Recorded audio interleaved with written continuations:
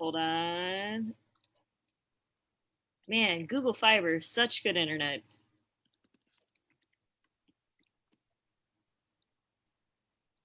Can't tell if that was sarcasm or A little from column A, a little from column B. Nathan, you are good to go whenever, and I'm going to stop talking. Awesome. Can everybody hear me? I hope you all can hear me. My name's Nathan. I've been with Oasis for a couple of years now. I want to welcome you to Kansas City Oasis, your premier alternative to faith-based community. Good morning, and if you're on Facebook Live, hi, welcome to you too. I hope you're able to get on with no trouble at all. We're excited to have everybody here, and if this is your first time or if you just need a little memory jogging, Oasis is a community that's based on 5 core principles. People are more important than beliefs. Meaning comes through making a difference. Reality is known through reason. Human hands solve human problems. And be accepting and be accepted. I think those are guidelines that I think everybody can live by. It's respect, it's inclusion, it's a good thing for everybody. We are so excited to have everybody here with us. We are going to be having quite a bit of fun. Our main speaker today is going to be Robin Mabion and Terri Wilke from Echo Radio. They're going to Eco Radio, I'm sorry. And they're going to be talking to us a little bit about economic and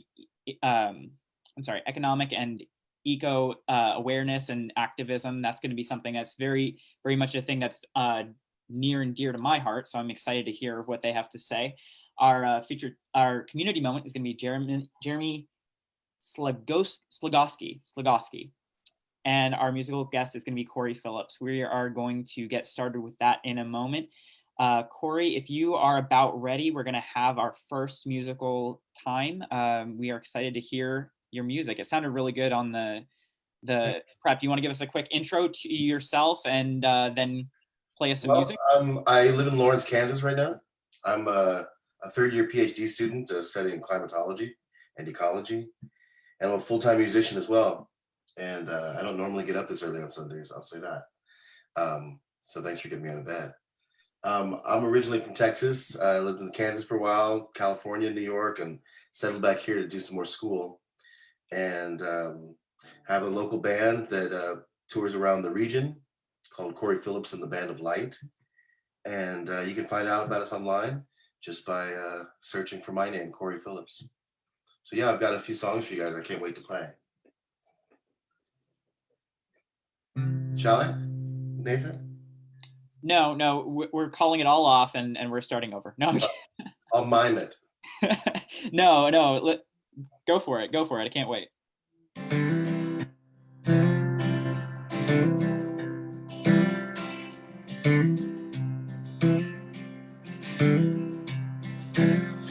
Elena, you're looking for what everybody wants to see you find. So bold and I ain't finding.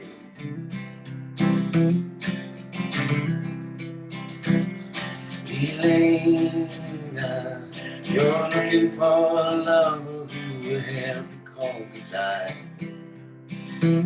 So bold and I ain't finding.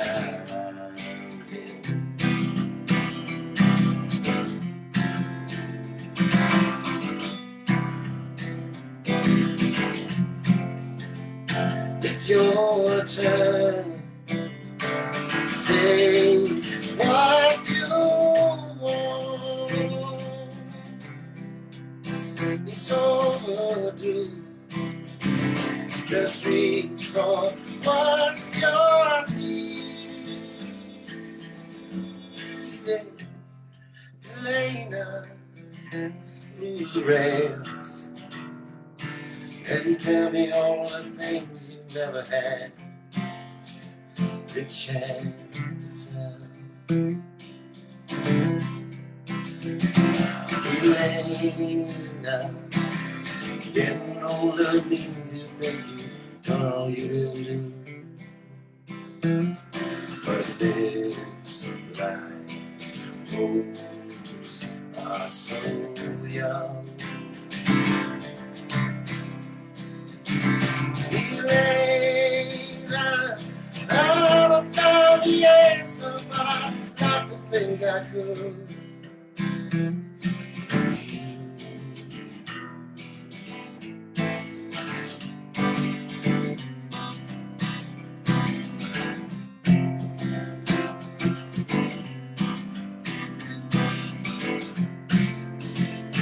It's your turn. Take what you want. It's overdue. Just reach for what you're needing. Elena, who's the rest? And tell me all the things you never had the chance to tell.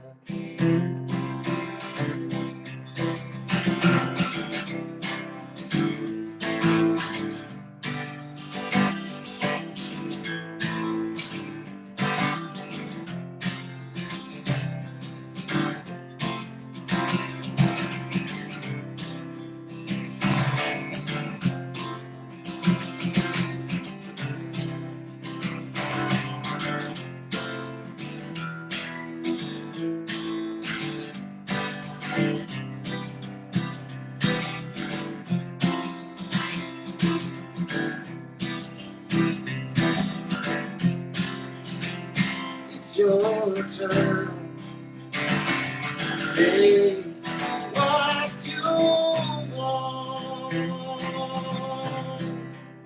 It's overdue. Just reach for what you're feeling.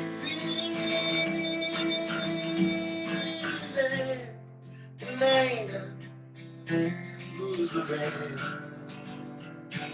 And tell me all the things you never had the chance to tell. Or tell me all the things you never had.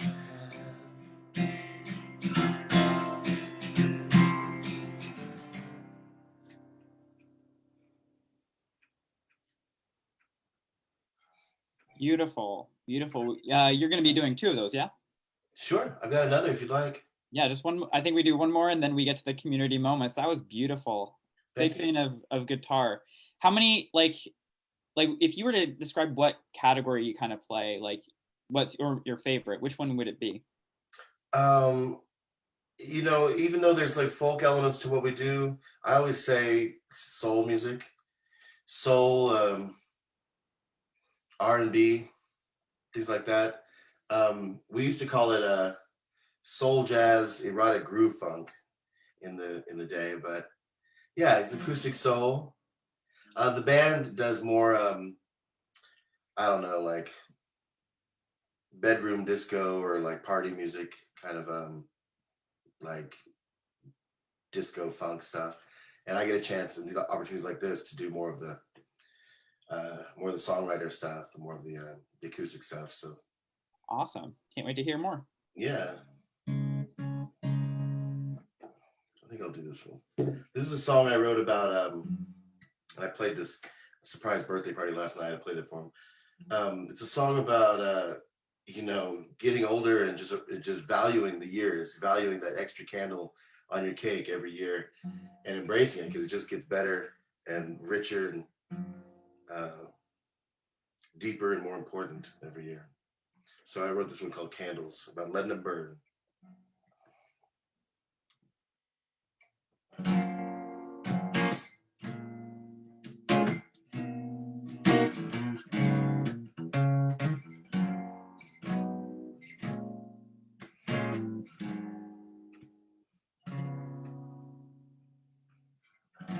Got a call just after 9. It's half a bottle into a very good wine, and my candles were good and burning time.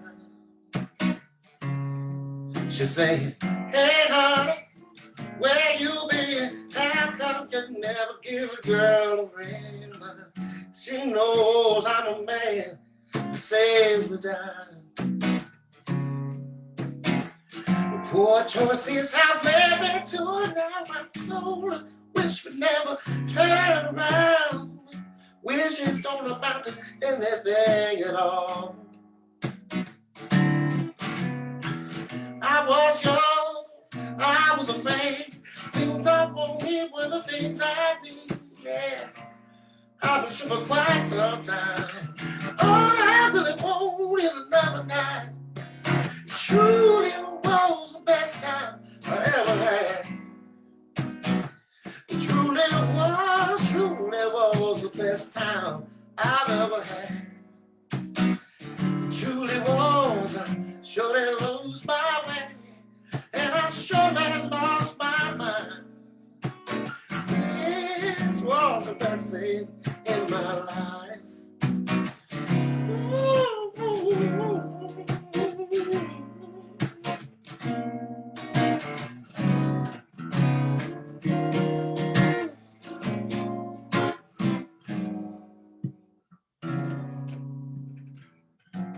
Meet a girl who likes my style. We'll make love for a very long while, and we'll let the candles burn down low. We're gonna cry. We'll fill our lives with patchwork charm, pieces of laughter, pieces of a smile, and we'll throw all our past into the fire. I wanna say to you, honey, it's a long road. What will we become when the shores behind you? You sail towards the sun, and there's so much distance left to run. I've been born, I've been weak, I wanted more than I had the strength to see. After all this time, all I really want is another night. Truly is the best time I ever had. Truly is the best time I've ever had. It truly is. I surely lose my way, and I'm surely gonna lose my mind. This is the best thing in my life.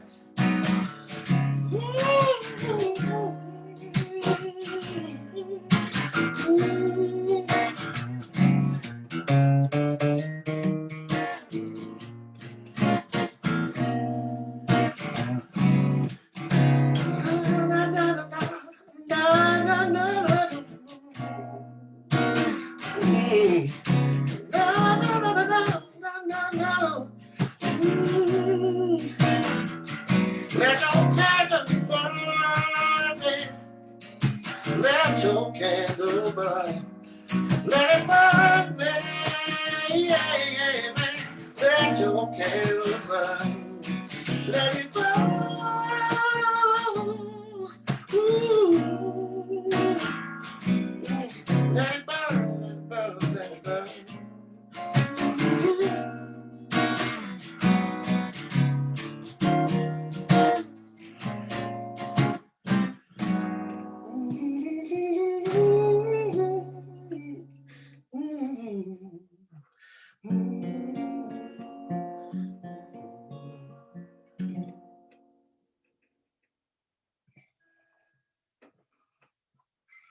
Thanks. That was beautiful. Beautiful. I love it. Soul music. That's definitely good for the soul. I don't know about anybody else, but definitely feeling my heart rate come down as the week progresses. So that was just what I needed. I think we all needed that. We can't hear anybody clapping, of course, but I'll clap a little bit. And if you want to express that you are appreciative, you can clap on your screen so we can see. And you can also use one of those buttons at the bottom. I think reactions you can click on and do a little clap signal like this, or you can do a little thumbs up like that. Those are some things that you can do to be like, yes, you can't hear me, but I really liked it. So that's a couple ways for you to interact with us and let us know how things are going. So, all right. So if you can. Thank you, guys. Yeah, I think everyone loved it. So Jeremy, we're going to have you come up in just a second. Jeremy Slagowski told me that his 3 descriptive words are conscientious, introspective, and innovative. And if he had a warning label, he says his warning label would be extremely normal. Extremely normal. So that's what we're going to do. Jeremy's going to be giving us our community moment. If you are new, community moment is a chance for pretty much anybody in the community to speak about a topic, a situation, a story, anything really, just that's something you want to talk about for a little bit. We've got some interesting stories. We've got interesting experiences. We've had experts. We've had fans. We've had just any number of people talk about any number of topics, and it's always very interesting. So if you are interested in doing your own community moment, feel free to talk with Mark Dixon. I think he still is doing the scheduling for those. You can reach out to other members of the community, Nikki or myself, and we can help direct you to Mark or get everything scheduled as well. So without further ado, Jeremy, are you about ready to speak? Yes, I am. Okay. Do you have any slides or anything?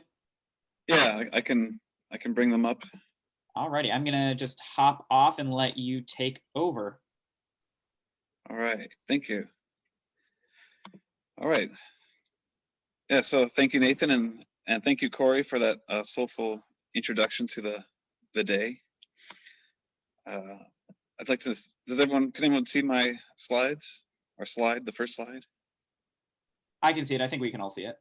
All right, great. Yeah, so I'm going to share about English language teaching. So this kind of like, it's a career, one that I'm in, and that's an opportunity for social cultural development and a modest income. All right, so first disclosure. So I've been an English language teacher since 1998, back in the 20th century. And I've been an English language teacher educator since 2003. So I've been training teachers for almost 20 years. And now I'm an assistant dean at UMKC since last year. So I'm new. My wife and I are both new to Kansas City and Oasis. We just moved here last August. And this little logo here is one of my first accomplishments. We have a ALI. I work at the Applied Language Institute, so I got to rebrand it. So that's one thing I can do during this pandemic. Let's see. So what is English language teaching? So I think many people know it as ESL, English as a second language, although our field like to say we don't call it that anymore, because for many people, English is not a second language. It's a third, it's a fourth, it's a fifth, or if you're bilingual, it's equal to the first language. It's one of a first. So, and we can still say ESL, that's like the old standard. EFL, we still use EFL, English as a foreign language. So that's for people who learn English that are not in a country where English is the first language. So I started my career. Oh, my slides are not progressing? That's weird. We're on slide 1. Oh. How do we make this work? Can you click manually? Oh, there we go. Yes, clicking on each slide will work. I think arrow keys usually work, but you may be using that. Yeah. So that maybe I just not expand my presentation. Do you see it this way? Yes. We see Yeah, we see your tabs or stuff. If you want, you can hit view and then start slideshow, and I think that might fix the problem. If you go to view under ELT for Oasis. Okay.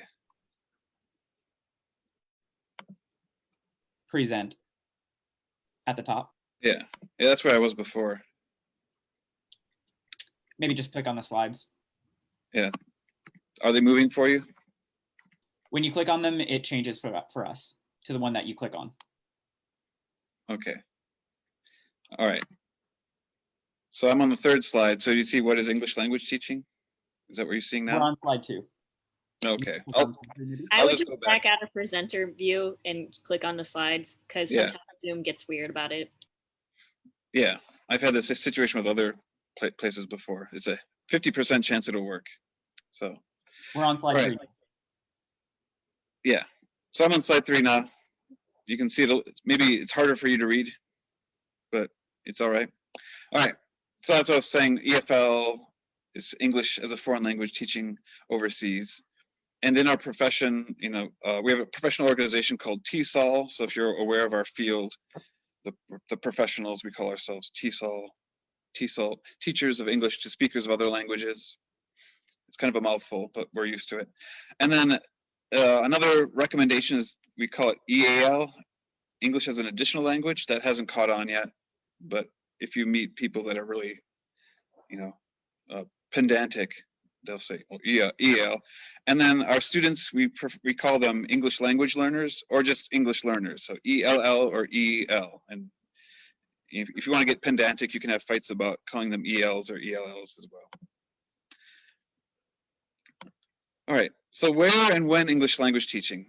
So if you're interested in this position, or this career, where can you teach and when was a good time to teach? So right now in the States, K-12, the public school system really desperately needs English language teachers. The number of non-English speakers is growing and growing in this country. So there are plenty of jobs. I know it's during this situation, sometimes public school jobs are not that desirable, but there's always a need for K-12. So back when I started back in the 1990s, Japan was the best place. If you can teach anywhere in the world basically, but if you want to make a living, and actually save money, if you're a recent college grad, Japan was the place to be to teach English in the 1990s, and in the 2000s it was South Korea.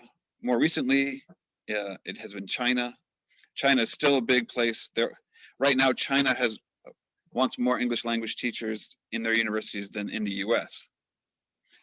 And in 2020 now, we're just in the 2020s. It looks like Vietnam is supposed to surpass China as the place to be if you want to be in this field, if you want to teach overseas.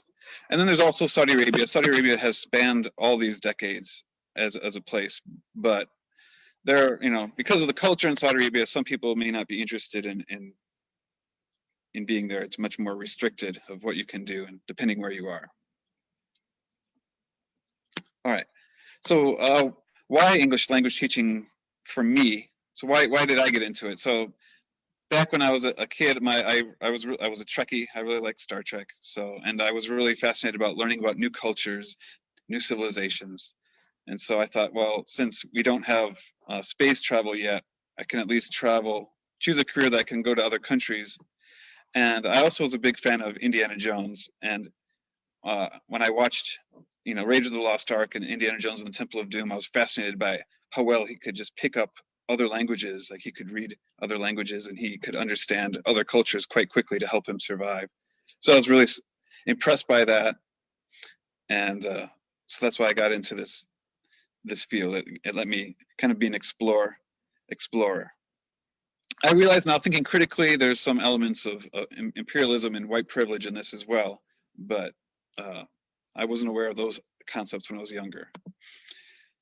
All right, so social cultural development. So one reason that I get into this field is living. I'm just going to read off the slides. I know that's not a good thing for a presenter, but yeah, living and working abroad gives you both a broader and deeper understanding of how societies operate and what societies value. So it's much deeper than just being a tourist. It also expands your intercultural competence. This is one of my research areas. So if you want to know more about that, I can tell you. And improves your communication skills in general. So I think before I was a teacher, my communication skills were okay, not so great. And it built my own communication skills, because I'm very used to talking to my family or people that are like-minded, but when you're in other countries, you have to figure out how to communicate with them, not only with their language, but also what their values are. And sometimes there are certain topics that are taboo that are not, and vice versa. For example, if I was overseas, sometimes it's fine to talk about how old you are right away. The first question, like in Korea, how old are you? Number one question. Don't.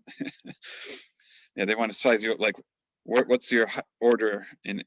Do I have to speak to you respectfully, or can I speak down to you because you're younger than me? It's also great for self-actualization. So, just getting to know all of your skills. And plus, many employers want people with these skills if we continue to globalize the economy. So I think with these recent elections, it looks like we may be tilting towards globalization instead of isolation. Okay, and now I'm going to have the next 3 slides. I'm going to go even a little bit deeper into culture learning. This is where my area of expertise.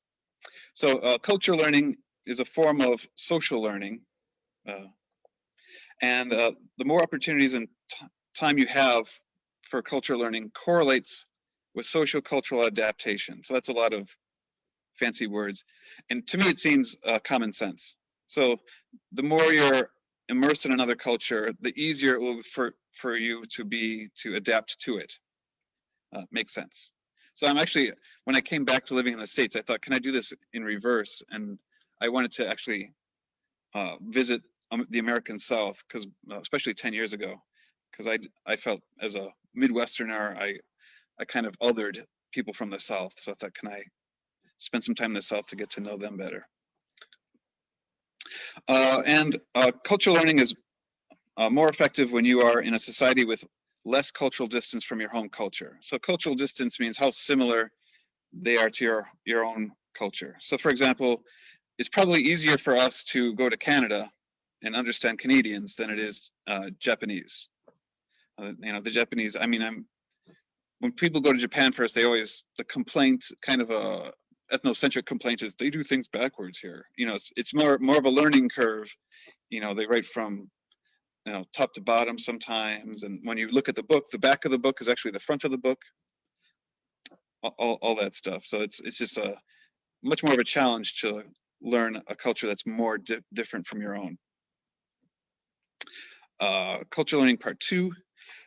Learning the host culture's language and communication styles are the most important or essential areas of culture learning.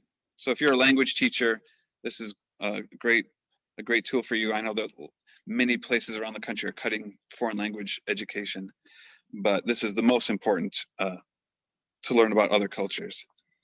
And if done in sequence, formally learning the language should be the first step, followed by interacting with the host nationals. This seems common sense. Know the language before you interact with them.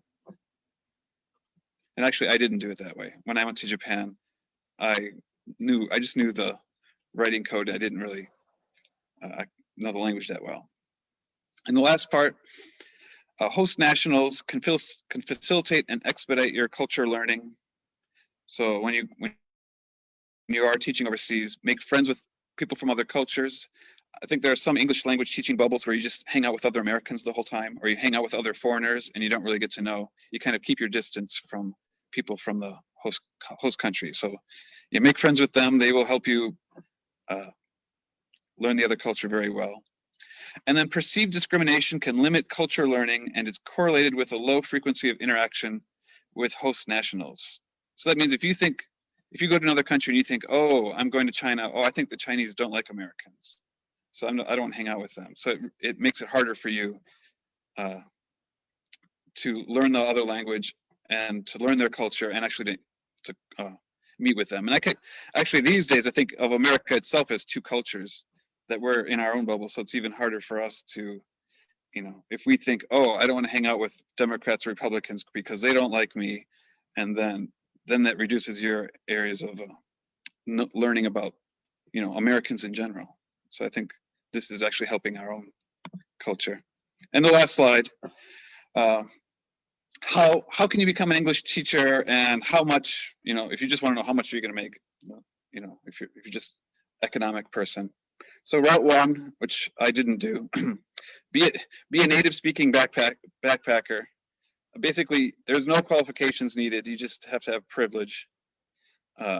So, privilege being either, a lot of them want the typical American, which means white, unfortunately, and, well-spoken, but also very, very outgoing and happy, energetic backpacker. You just love exploring.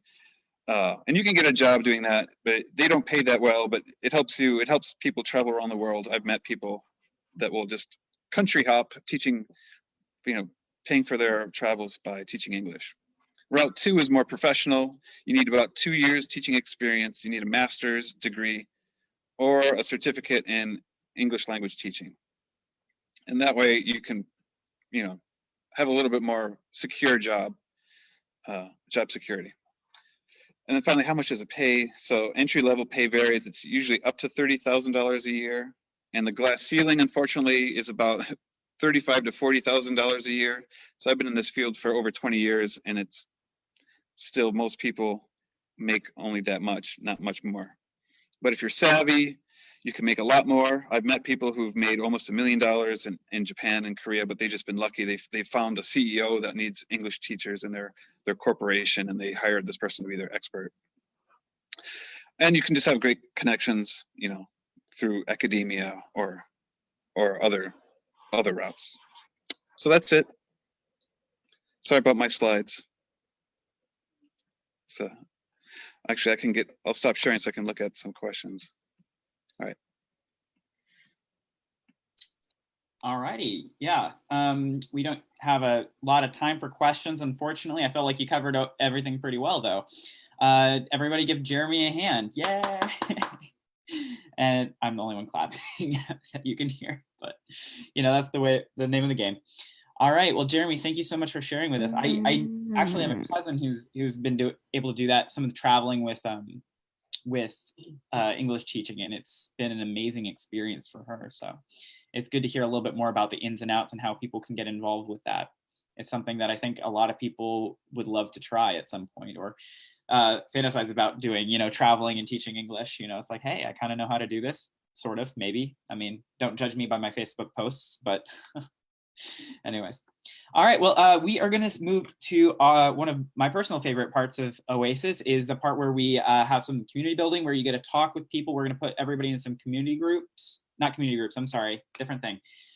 Breakout sessions, and you can unmute yourself, and you'll have the opportunity to talk with people, go to the bathroom, get a snack, whatever you need to do to fire yourself up for our next section. We're gonna have some more music, and we're gonna have Richard and Terry speak with us after that. So get ready. We'll be back in about 15 minutes if you're gonna leave, and if not, just hang around and speak with some people.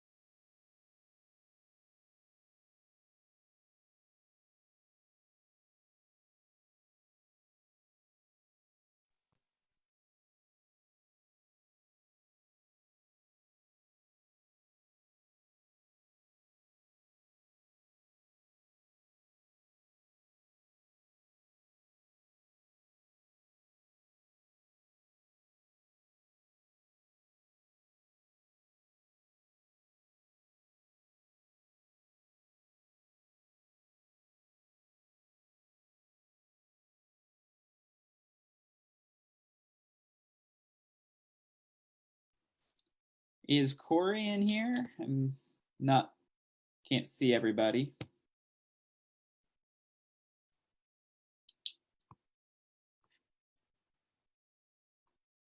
Not yet, Okay.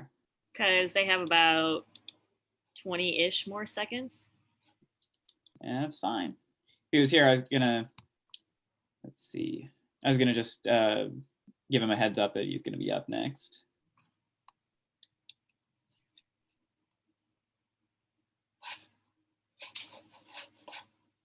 Well, they should all come back because I just kicked them all out of breakout rooms.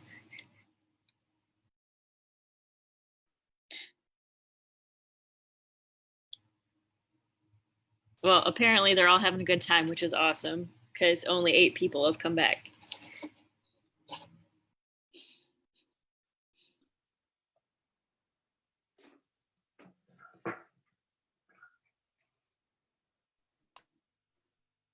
All right. I think everybody's back. We have dragged you from your pleasant discussions to hear me talk. So, ha ha ha.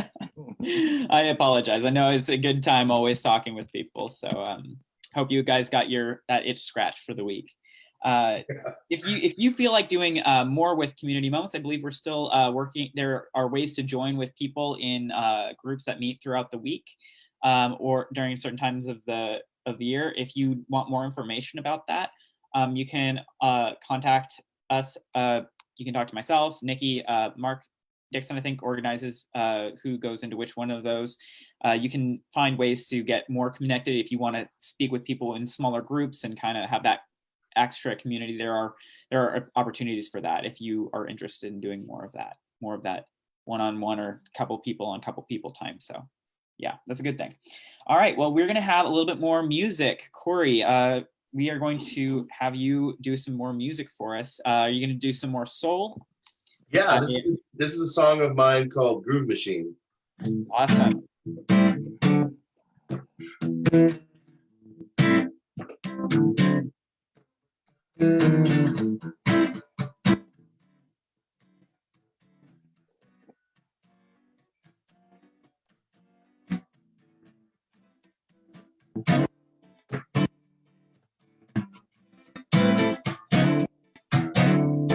Oh, hang on, Cory.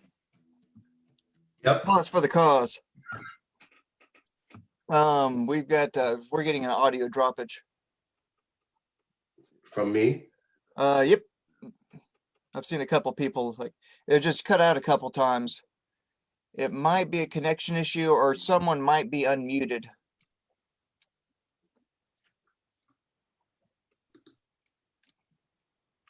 Yeah, Nick, if you can mute everybody, and if you are unmuted, just go ahead and mute yourself. I'm about to now.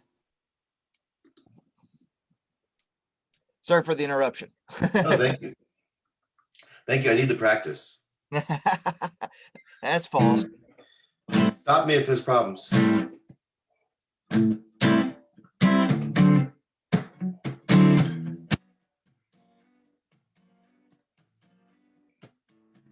Don't mind being lonely in a dream. My spirit is floating along in your steady stream. In love, everything's always as they seem to be. Sometimes, I'm your love machine. Shot down to the ground for the world you need. Got your drug on my lips, blood on my wounded knee. Oh, brother, that won't send me back out to the street. Sometimes, I'm your love machine. Yeah, baby. Sometimes, I'm your love machine. Sometimes, I'm your love machine. Sometimes, I'm your groove machine. Yeah. We've been through so many days. Wanna get my soul in touch with the finer things, like sunshine, moonrise, the stars, and the sea. Sometimes I'll be your love machine. Wake me to the bone, baby. Leave your man alone. Soon you're gonna need me, baby. Soon you got to need me, please.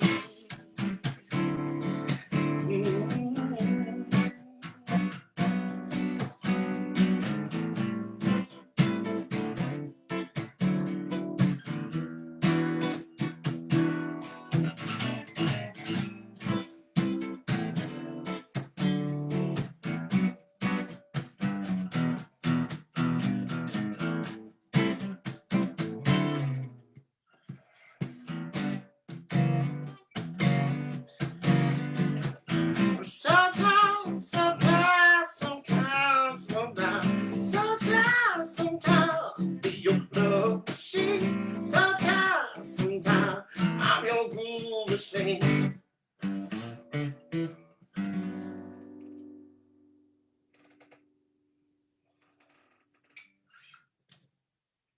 Thanks. It's a little Beautiful.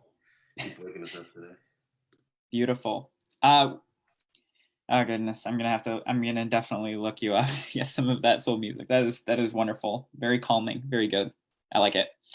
All right. It is about time for Richard and Terri to come up. If you guys are about to be ready, I'm gonna introduce you, and then we'll set you loose to speak for your 20-ish minutes, and you can just speak to us. It'd be awesome.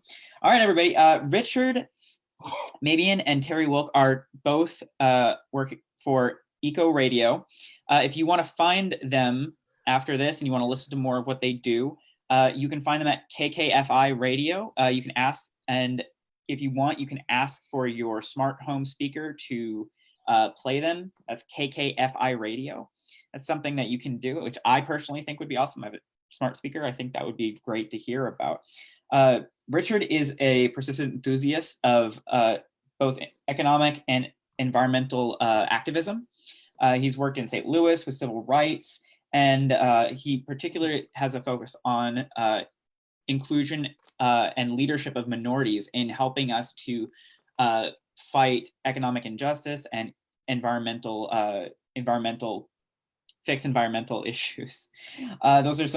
That's just a high level look at that. I'm gonna let you, Richard, go into that a bit more in depth. Terri is a activist as well, and has worked 10 years for the agronomy department at, I believe, Kansas State University, and has a degree in women's studies and graduated from KU School of Law, and has worked for the U.S. government's Equal Opportunity and Employment Commission. If you don't know, that's the thing that you sign up. Usually it's on every application you've ever signed that kind of says, hey, we don't discriminate based on these protected classes. So that is super cool.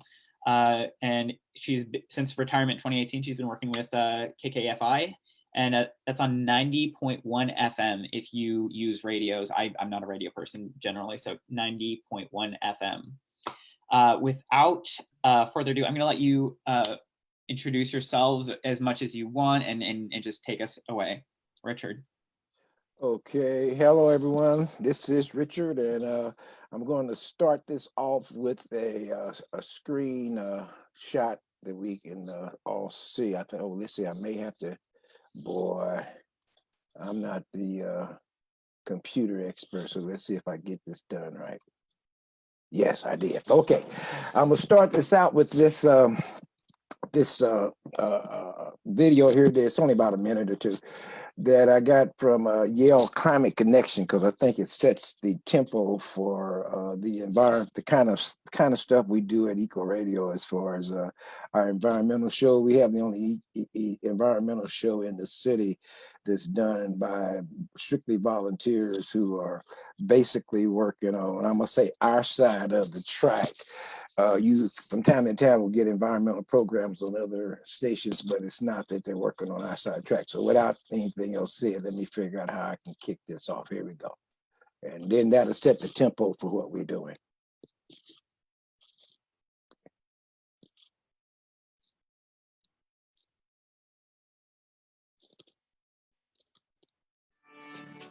I'm Dr. Anthony Lazarus, and this is Climate Connections.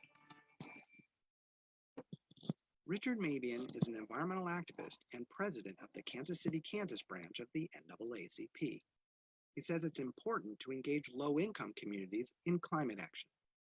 We don't have a total effort in this country to deal with the reduction in our greenhouse gas, spinning our wheels in mud. But a lack of trust can be a barrier. He says too often, strangers come to a community to do outreach, but then they leave just as people are getting to know them. And in environmental groups, Mabion frequently finds he's the only Black person in the room. So that means that we still have people that are non-persons of color feeling they are capable of going into those neighborhoods where there's a lack of trust and making a difference. So he suggests finding community partners. For example, he worked with the Sierra Club on an energy efficiency campaign in Kansas City. The group gave him background materials. Then he gave presentations to the community. Mabion says this train-the-trainer approach builds trust and a more effective climate movement. Climate Connections is produced by the Yale Center for Environmental Communication. To hear more stories like this, visit climateconnections.org. Okay, now bring us back to just me.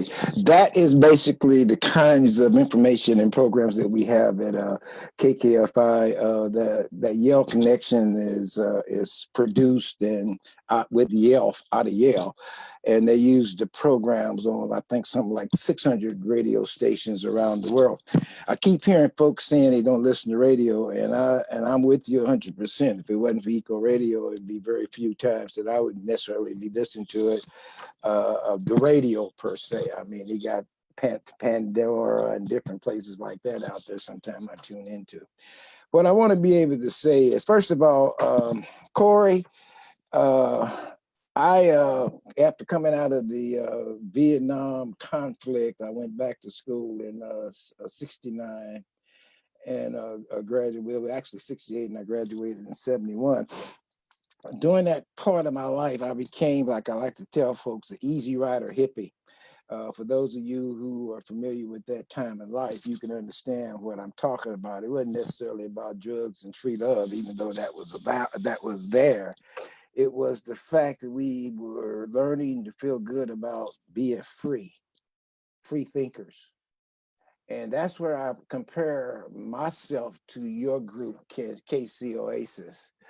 You know, you've gone up against a system that you feel that has left you outside or restricts you being who you are. And I take full homage in being able to say that I personally stand with you, because that's what I had to do from my Easy Rider hippie days, was learn to be free for who I am, even in my own race.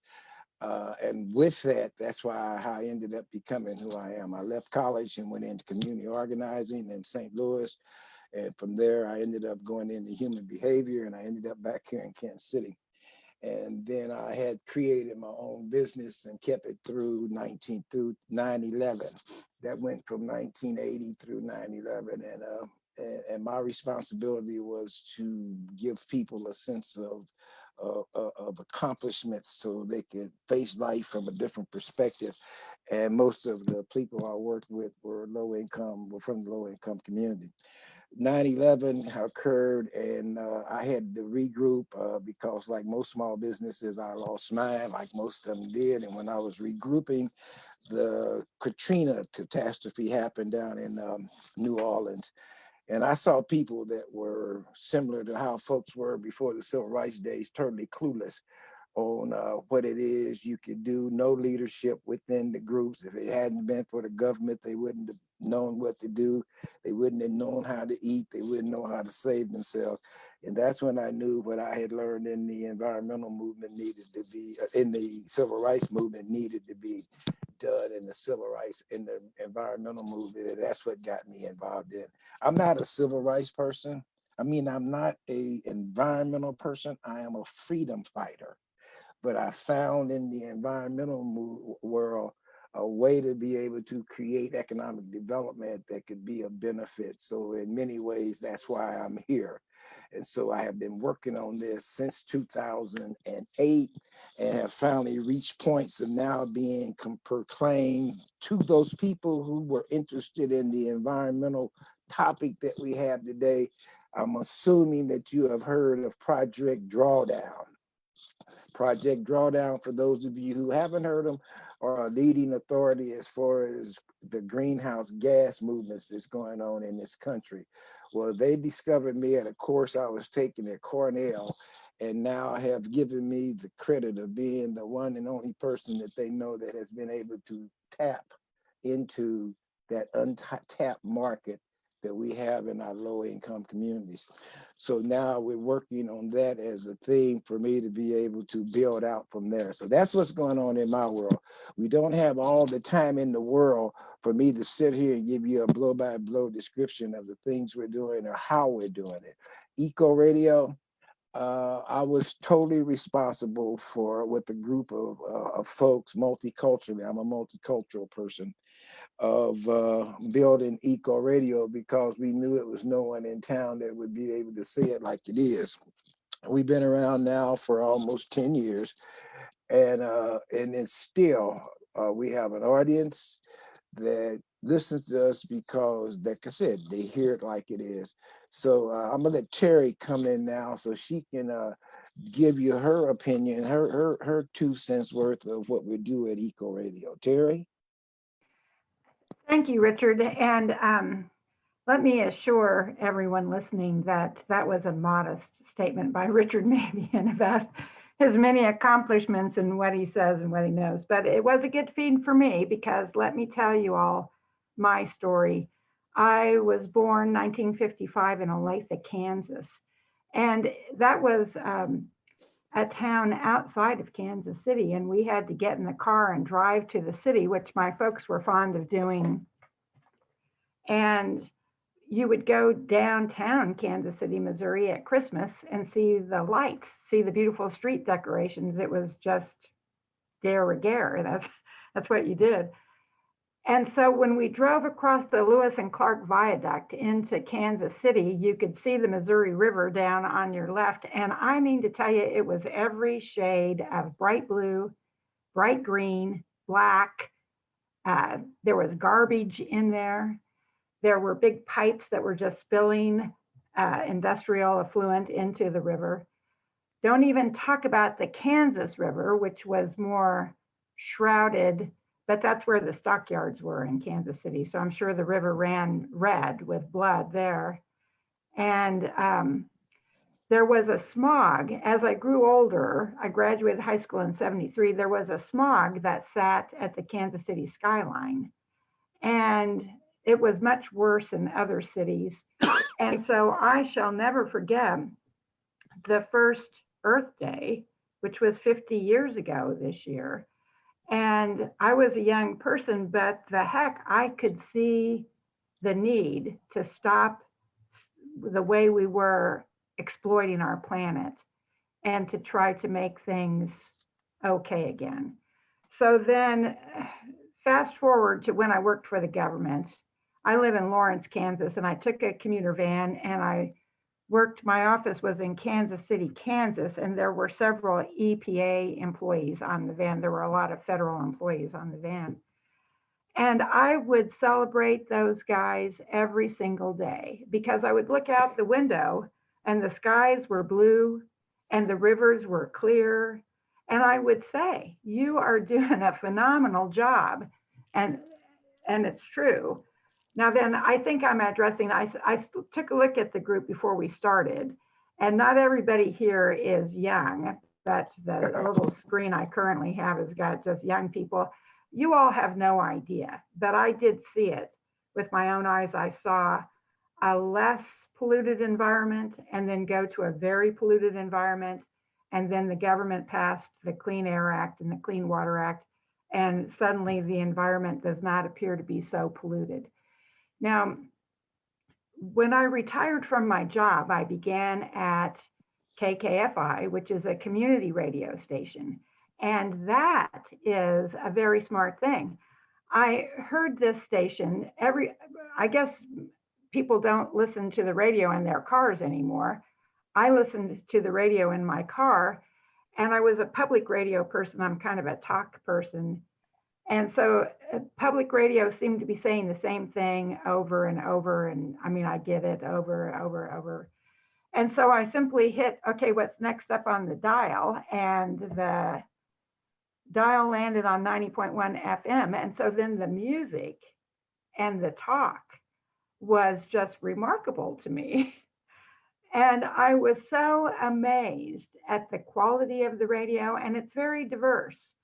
KKFI has diversity as one of its tenets for existence. We're 100% listener supported. We don't get money from any larger part of the government or business. And so we are a non-commercial radio station, and we don't play commercials, and we're happy to say what we think and to allow other people to say what they think. And we play a lot of music. Probably the music, Richard, in all fairness, is 3/4 of the show, but we broadcast 24 hours a day, 7 days a week. So I'm going to tell you, this is community. If you ever find yourself and just wondering sort of where you are on the planet, I don't know if anybody else has days like this. Sometimes I do. And then you just turn on the radio any way you want to do it. We live stream at kkfi.org. So your computer will do it, a smart speaker will do it, your cell phone will do it. And you'll hear somebody that you have come to know. You'll recognize that voice. And you'll hear a program that you're familiar with. And it'll sort of anchor you. It'll help you be home. And then it might not be a show that you enjoy. KKFI plays Spanish language music, and we play rock and roll. We play jazz. We're the only station we're aware of that plays jazz every day from 1 to 3, Monday through Friday, not the weekends. We play progressive rock. We play new age songs. We have songs that are devoted to women, to gays, to the ecology, the environment. I also help with Jaws of Justice, which is a criminal justice issues program that airs at 9 o'clock on Mondays. And so we invite guests in, and everyone can talk, and you can say what you think. And it's just brilliant. It's really good radio. So when I'm doing things, I'll put it in my pocket, because now we have cell phones and I've got earbuds, and I can listen to very smart people and talk about very interesting topics to me. And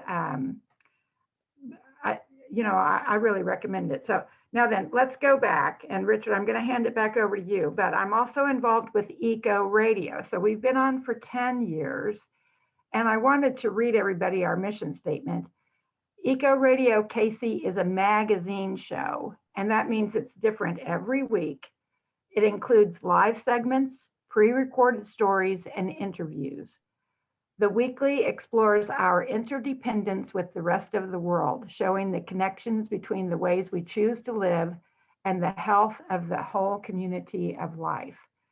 So we do many, many great programs, and if we have any bias, it is toward the planet. There is no doubt. Richard, last Monday, he had a representative from Sierra Club talking about their brilliant Beyond Coal campaign, which is advocating for let's use less coal to make heat in the United States, and electricity.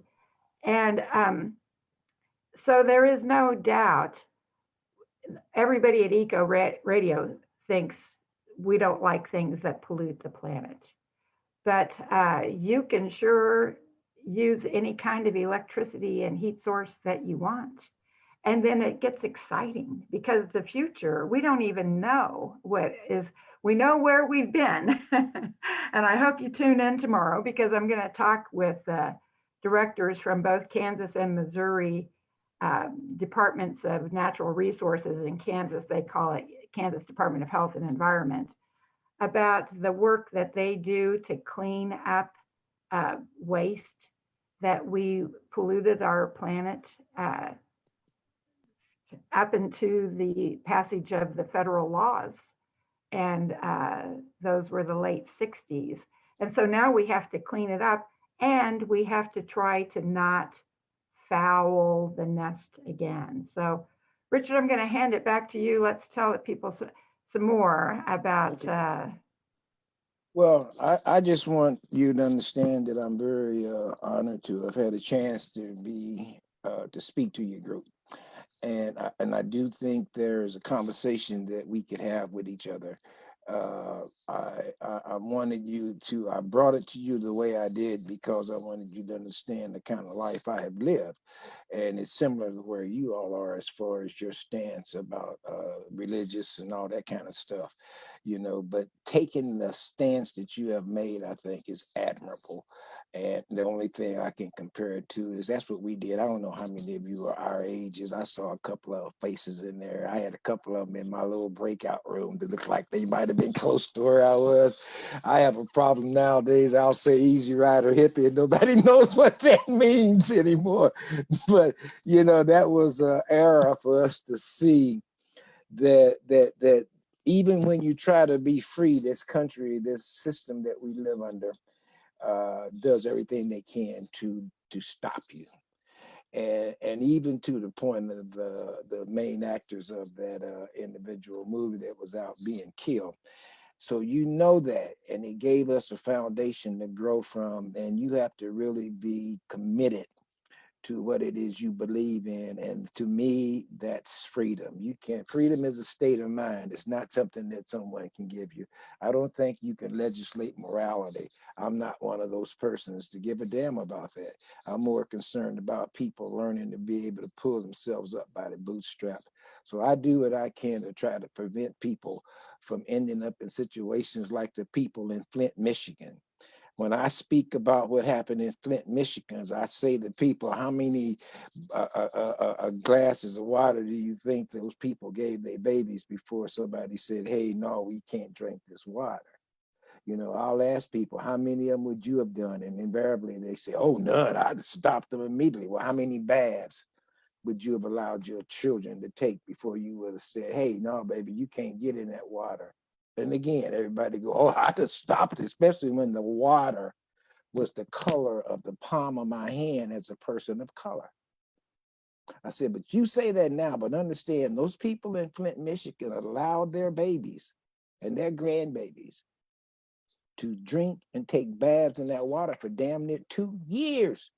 Not one person thought that maybe we shouldn't be doing this. That's a problem. We can't have future generations growing up with that kind of mentality. That becomes our responsibility to find the way to be able to reach people. My man said something a while ago. I was trying to write it down. I missed all of them except the one that said humans hand done or something like that. And I agree. That's exactly it. We need, like, you just got a new president. Everybody's excited and really excited about it. But I'm telling you, for us to be able to make the kind of adjustments that we need to make in this country, it's going to come when we're able to capture the imagination of people, all people. It can't be, it has to be inclusive. And so that's where I'm at, just like where you are in your world. That's where I'm at in my world, and we're building forward. And that's what I have to say. Eco Radio, I mean, I'm up for some questions if you got any questions. We need to have a few minutes for that. So Nathan, if you want to handle that part, I appreciate it. Yeah, okay, first things first, let's make sure everyone can find you. If you want to know more, I know Terri posted a link to Eco Radio's website on the Zoom group chat. That's kfi.org/program/ecoradio-kc. Like I said, it's in the chat. If you can't find the chat, I think you have to go down to the bottom of your screen and there should be a chat icon with a little bubble. You can click on that. And just if you could repeat just the things way to contact you, that'd be great. Well, if everybody wants to ask a question, just go ahead in the chat, and while they list that off, we'll get those questions lined up, okay? Or I've got to tell you, Nathan, I think you can also raise your hand. I think we can probably see who's got their hands raised. All right, so KKFI has a station at the corner of 39th and Main. That is the southeast corner above a bank building there. We rent it. And we broadcast some people, they're old now. We've been broadcasting for over 35 years. Got a grant to build a tower, which is on Signal Hill up by the baseball stadium. And we broadcast 100,000 watts per channel. And so we go in a circumference of the tower from Kansas City, Missouri, as far east as nearly Columbia, certainly up to St. Joseph. We do Harrisonville, Missouri. And then we go west almost to Topeka, certainly the eastern side of Topeka. And similarly, if you're ever driving to Pittsburgh, Kansas, you could hear us pretty well all the way there on your car radio, I'm talking. Okay, so we broadcast live 100,000 watts and we podcast, and that's a computer function. So that's why your smart speakers can pick us up. And we live stream is what that's called. And then the locally produced talk shows, Eco Radio, Jaws of Justice, Heartland Labor Forum. That was one of my first draws. I loved that show. I still love that show.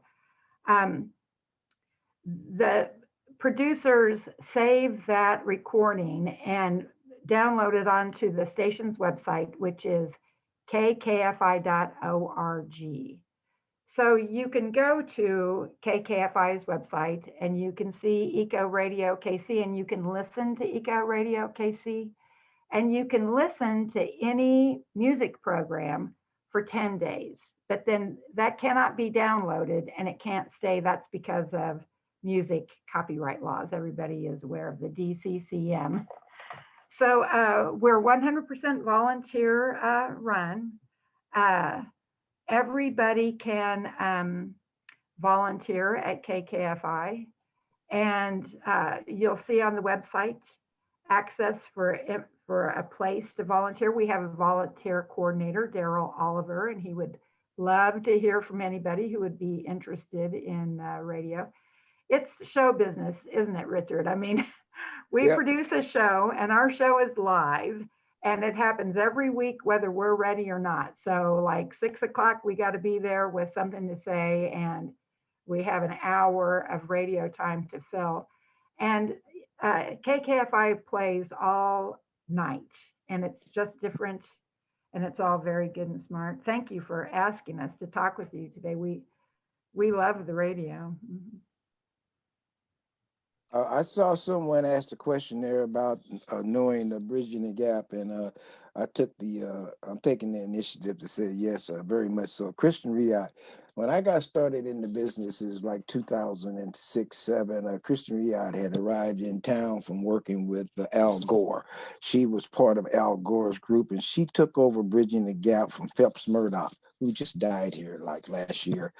And so, yeah, Kristen and I have been around for a long time. I know her very well. She's done a hell of a job with bridging the gap, and she's really into planting trees. We don't deal a lot here in America about planting trees, but when you get into some of your third world countries, because of the need for clean air and oxygen in the air, they're very much astute about planting trees. And that's what Kristen Riot is trying to do with her organization, is to make people aware why we need to be planting trees. So whoever asked that question, yes, I do know her.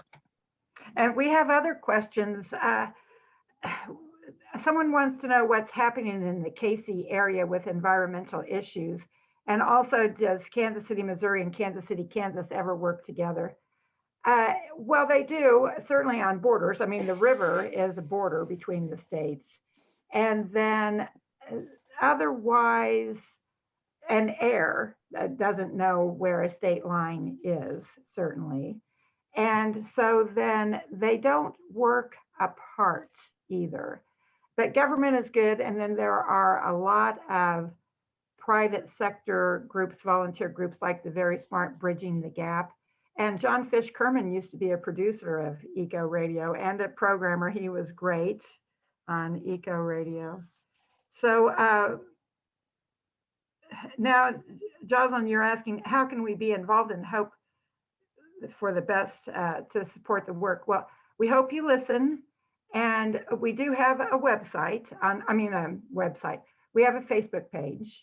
So you can look at Eco Radio KC on Facebook, and we try to keep people up to date with issues, and not only national, some things you can't overlook. Like one of the things I'm going to announce tomorrow is in the news, in our weekly news, is that the Trump administration pulled out from the Paris Climate Accords right after the election, I think the day after the election. And at the same time, Biden, because it was pending, who won on Wednesday this week, says, okay, well, give me so many days and I'm going to put us back in. And so, there's national news that the people in Kansas City need to know. But it's all good, except for the bad parts. Isn't that right, Richard? I mean, sometimes, yeah. On that question about a couple of months about are they working together and how are we as a geographic area? I think that there's a great possibility for us to become a sustaining entity in the environmental world. It's not there yet. Many of the folks who are involved in it are there for political reasons. It's a photo op and those kind of things. But the potential is there because we have a young group of folks that's coming up to care about the environment. My really concern is in the low income communities.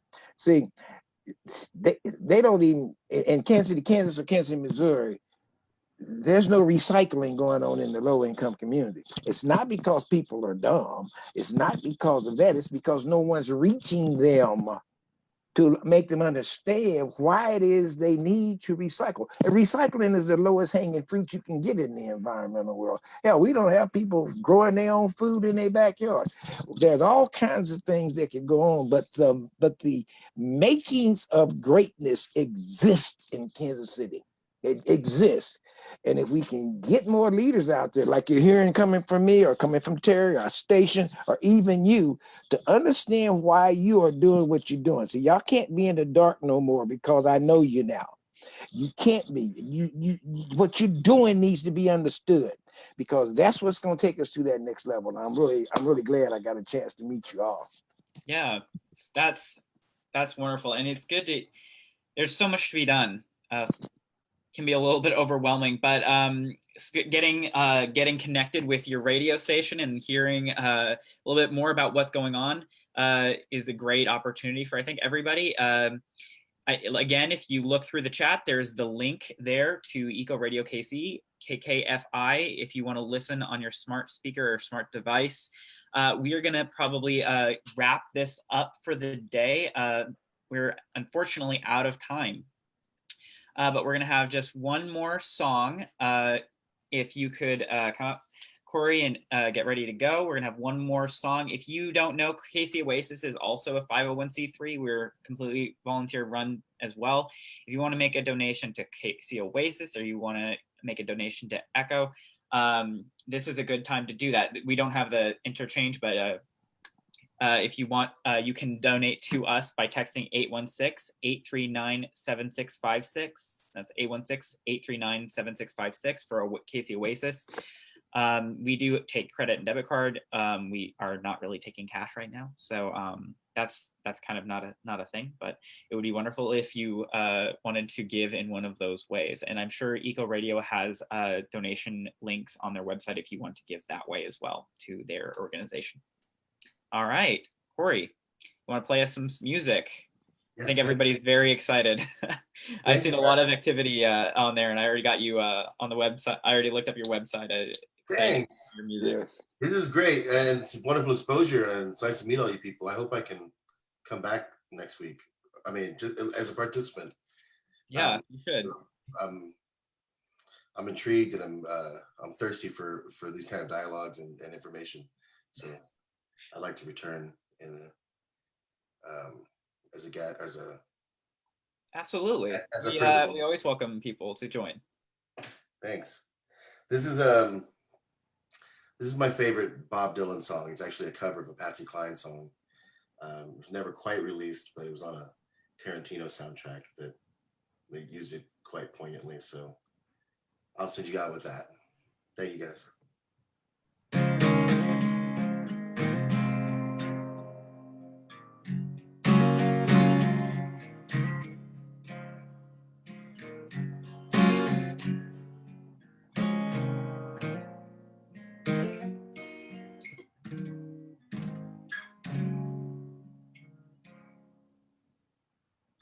See the pyramids alone at night. Watch the sunrise from a tropic island. Just remember, darling, oh no, why you belong to me. See the marketplace in old Algiers. Send me photographs and souvenirs. Just remember, when you're near, you belong to me. I'll be so alone without you. Maybe you'll be lonesome too. And blue. Fly the ocean in a silver plane. See the jungle when it's wet with rain. Just remember when you're home again, you belong to me.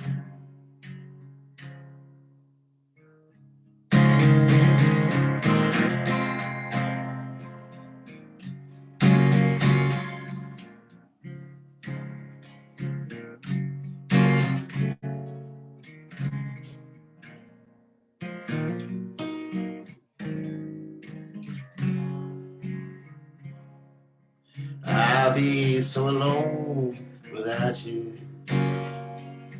Maybe you'll be lonesome too. And blue. Fly the ocean in a silver plane. See the jungle when it's wet with rain. Just remember when you're home again, you belong to me. Just remember when you're home again, you belong to me.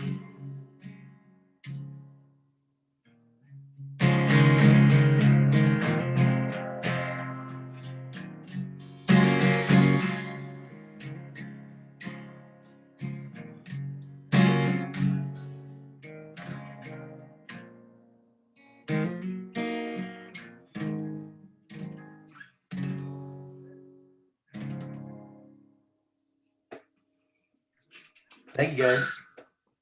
Beautiful, beautiful. We're all like very appreciative of that. All right. Thank you, Cory, for being here, for all of our presenters today and everybody who made this happen. JJ, Nikki, everybody, we are so grateful that we can be here, that this community every week is here for us to be able to speak with each other, see each other's faces, and join in a community that doesn't require any kind of religion or anything else, and we accept people. That is a thing that is so invaluable, and we really appreciate all of you being here for one another and for us. So thank you. Even just if you're just here, thank you for being here and joining us and being something. People are happy to see you when you come. I know that I see people in our breakout sessions, and for me, seeing people's faces is just really great, even if we don't get chance to really chat. It's just always a highlight of my week. And I believe that's the same for a lot of people. So we're very grateful for that. Everybody just enjoy the week. We're going to have some chat. If you want to stay on, we're going to open up the mics so that people can speak a little bit afterwards. If you want to do a little bit more community talk, we unmute the mics and let people talk for a little bit after this, so you can stay on. If not, welcome you to come again next week and participate us. We have a public page and a private page. If you're not been added to the private page, you can talk to Nikki, I believe, has the ability to add you to our private page. So there are other ways for you to connect. We will see you next week. Thank you so much.